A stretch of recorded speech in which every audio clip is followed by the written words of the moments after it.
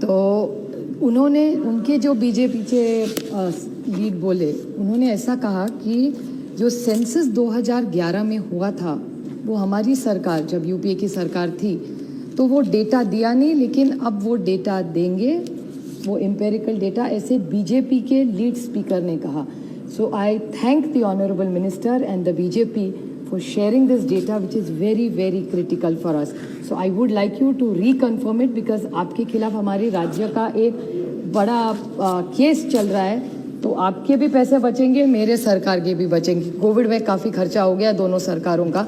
तो अगर आपकी बीजेपी के स्पीकर शायद है नहीं अभी, लेकिन उन्होंने वो जो क्लैरिफिकेशन आपके कंफर्म कर दिया, तो आपलं ओबीसीचं जे चाललं आहे, भुजबळ साहब तो बहुत खुश हो जाएंगे. इंपीरियल डेटा की कितनी मांग कितने दिनों से कर रहे हैं, उसके कारण जो डेटा आपने दिया नहीं, उसके कारण इस देश में महाराष्ट्र की मैं आपको गिनती कराऊँ, 56,000 जो पंचायत में चुन के आए लोग, वो उनको बहुत दिक्कत हो गई. और इस देश के 9 लाख ओबीसी लोग जो पंचायत में चुन के आए हैं, वो दिक्कत में आ गए.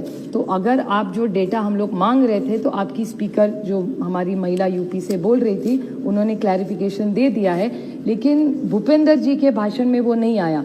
तो मुझे थोड़ा सा कंफ्यूजन हो गया है मन में कि द्विधा मनस्थिति होगी कि गवर्नमेंट कुछ सोच रहा है, बीजेपी कुछ सोच रही है. तो आप एक पूरा थोड़ा सा मेरा इन माई लिटिल अंडरस्टैंडिंग मेरा थोड़ा सा कंफ्यूजन हो गया. तो अगर प्लीज़ आप वीरेंद्र जी बहुत सीरियस और मंत्री है, अगर क्लैरिफिकेशन दे दे तो हमारा और आपका दोनों का पैसा बच जाएगा, और ओबीसी का जो भी थोड़ा सा दिक्कत पंचायत रथ आज में आ जाएगा, वो मामला ही खत्म हो जाएगा. सबकी भले भले है तो अच्छा हो जाएगा. So this is one clear clarification I want from the government.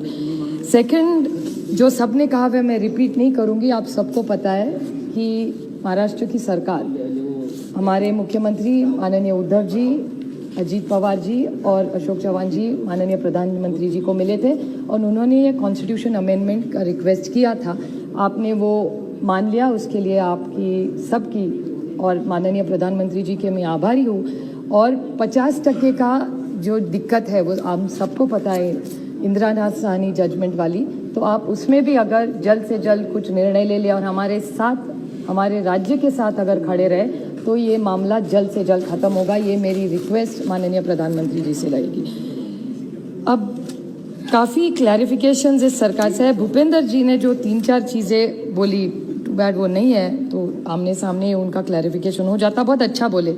मैं तो पहली बार उनको देखी, क्योंकि वो तो राज्यसभा में थे, पहली बार लोकसभा में उनको सुनने का मौका मिला. उन्होंने एक चीज़ की कि क्रीमी लेयर का 2014 का उन्होंने उल्लेख किया. अभी 2014 creamy layer, sir, as you are aware that every 3 years there is a review. I wanted a pointed question to this government that every 3 year review आपने किया है कि नहीं किया है, और किया है तो हमारे साथ आपने शेयर क्यों नहीं किया है. क्योंकि मेरे पढ़ने में आया था कि जो क्रीमी लेयर के रिकमेंडेशंस है, गणेश सिंह जी यहाँ है कि नहीं मुझे पता, हाँ है. गणेश सिंह जी शायद उस, please correct me if I am wrong, Ganesh Singh ji वो का एक जो ओबीसी की जो कमेटी थी, उसका रिकमेंडेशन शायद आप ही ने किया था. आप चेयरमैन थे उस कमेटी में. शायद हटाए गए कि हट गए, मुझे पता नहीं क्या हुआ. That is the internal matter of the BJP, वो मुझे पता नहीं, लेकिन कुछ हुआ था तो ऐसा पेपर में तो आया था. अभी सब चीज़ सही होती कि नहीं मुझे पता नहीं, बहुत वरिष्ठ नेता है वो पार्लियामेंट में. सो गणेश सिंह जी ने जो रिकमेंडेशन किया था क्रीमी लेयर का, उसका आगे क्या हुआ, और हटाया नहीं हटाया जो भी है वो आपका अंदर का मामला है. लेकिन ये ओबीसी कमेटी का जो रिकमेंडेशन है, जो इतना प्यार से बोल रहे थे भूपेंद्र जी ओबीसी के लिए और पीड़ित, वंचित, शोषित के लिए, तो इसका क्लैरिफिकेशन और क्रीमी लेयर का रिकमेंडेशन का भी क्या हुआ. और 3 साल जो रिव्यू करे, अभी 7 साल हो गए आपकी सरकारें, कितनी बार रिव्यू हुआ. If you could kindly sir give me this. वो EWS की बात कर रहे थे. Very good, very very good suggestion. अच्छा, हम सब ने सपोर्ट किया था. एक रितेश पांडे जी है यहाँ, उन्होंने भी कहा था, उनका ही एक सवाल है पार्लियामेंट में, वो जो EWS वाला है, और वो सवाल मैं टेबल कर सकती हूँ. उसमें ऐसे लिखा है सर कि EWS को that economically backward, what they are giving reservation. Bhupender Yadav ji mentioned about it in his speech. So in that speech he suggested that we have done wonderful work. From according to the data of this government, which I can table, I have that question. It is Ritesh Pandey ji's question. That after giving that reservation, government India has no clue what are the social audit of that. They have no clue. Similar question about the tribal outcome. So no social audit has been done. The lady who spoke first said that she will be sharing, means which I'm presuming is the first speaker, so BJP will give that imperial data to us. So I am completely confused in this debate because I am getting very mixed signals. The whole confusion has started in Maharashtra, sir. हमारे तब के मुख्यमंत्री, when he knew that 103 constitution will be an issue, फिर भी महाराष्ट्र सरकार ने केंद्र सरकार को रिकमेंडेशन बोला. That is the first. तो उस झूठ में हम लोग फंस गए. हमने विश्वास कर दिया कि शायद उन्होंने वहां भी उनकी सरकार, यहाँ भी उनकी सरकार, उन्होंने कुछ डिसाइड किया होगा. सो महाराष्ट्र में 2018 में मराठा आरक्षण के लिए in one voice, one vote, the recommendation was sent by the then-led BJP government, which was struck down, unfortunately, because of the mishandling of that government, which is a fact. That's why they are doing this. After the recommendation made, corrections suggested by Honorable Uddhav Thackeray, Ajit Pawar and Ashok Chavan, this is the reality of town today. So this change is only coming because of this intervention with the Prime Minister there. But it is again half-hearted because it will not complete it, because this 50% issue will still be a big problem for us. So how are they going to address this? Another question which he talked about, which Bhupender ji ne bahut acha bol rahe the wo, he has made some other, he was talking about the intent. He says legislative intent. Intent to sabhi ka acha hai. Nobody is challenging anybody's intent here. And he said 2 judges, Mr. Bhushan and Mr. Nazir, 2 की बात कर रहे थे. लेकिन there were 3 over prevail. Majority prevails, right, sir? 303 prevails 101 here.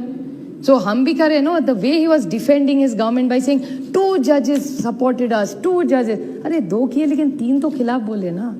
उस 3 का कुछ बोले भी नहीं वो जजमेंट में. And its majority wins whether you like it or not. हम लोग कितना आपको सजेस्ट करते हैं अच्छी अच्छी चीजें, आप कहाँ हमारी रिकमेंडेशन है देती. 303 है तो मान लेना पड़ता है. तो भूपेंद्र यादव जी कितना 2 का बोले. इंटेंट इज वेरी गुड, सभी का तो इंटेंट अच्छा ही है ना. लेकिन 3 जज ना बोले, वो बोलना शायद भूल गए.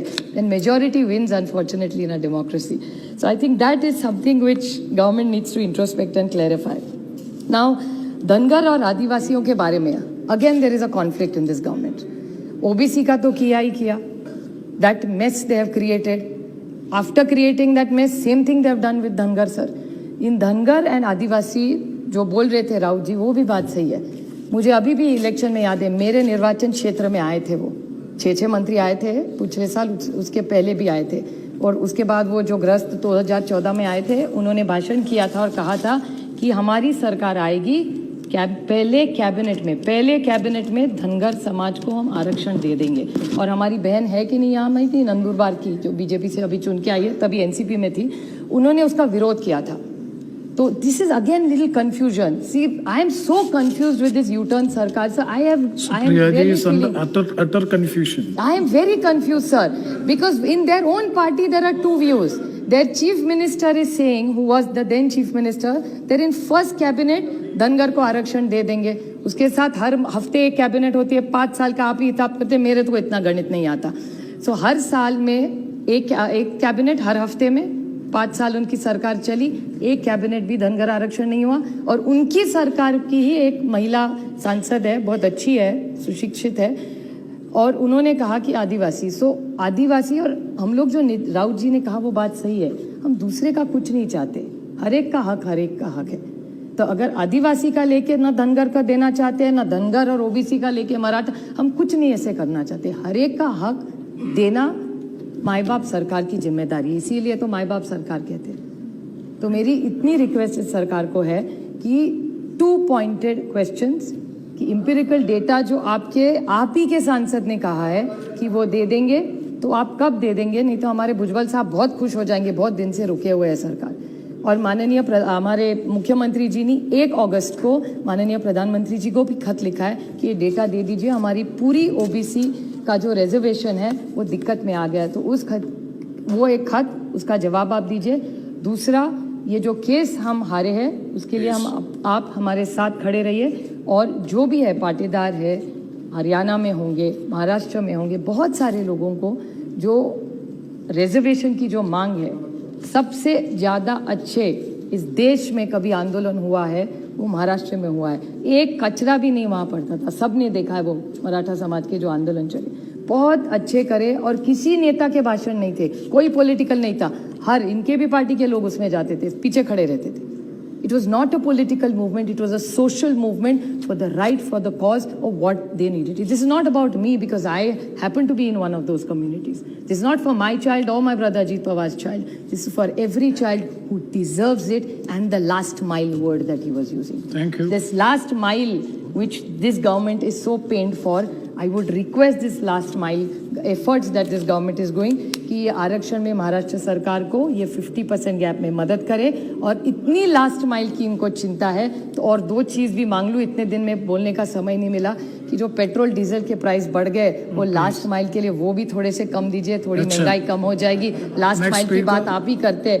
And one last mile is ये क्वालिटी एजुकेशन. ये कोविड के कारण ये जो वैक्सीन वगैरह का भी चल रहा है ना, वो भी थोड़ा सा महाराष्ट्र वो भी लास्ट माइल के लिए वो एड्स में ज्यादा हो रहा है. So this all this last mile things, last mile का जो ये सरकार कर रहे हैं. So I only just requesting sir, because it's a last mile government, they are very focused on the last mile, they want to reach to the last person. So with full humility I'm requesting them कि जो शोषित है, पीड़ित है, वंचित है, इनके लिए ये सरकार जो कोशिश कर रही है तो महंगाई थोड़ी कम करे, जॉब्स में थोड़ा सा ध्यान दे, और हमारे आरक्षण में हमारे साथ महाराष्ट्र सरकार के साथ अबव पॉलिटिक्स खड़े रहे, और थोड़ा सा उनको वहां से कोई मिसलीड जो कर रहे हैं तो हमारे मुख्यमंत्री और उप मुख्यमंत्री और अशोक चव्हाण जी का जब ब्रीफिंग सुने तो शायद हमारा ये सब जल्दी हल.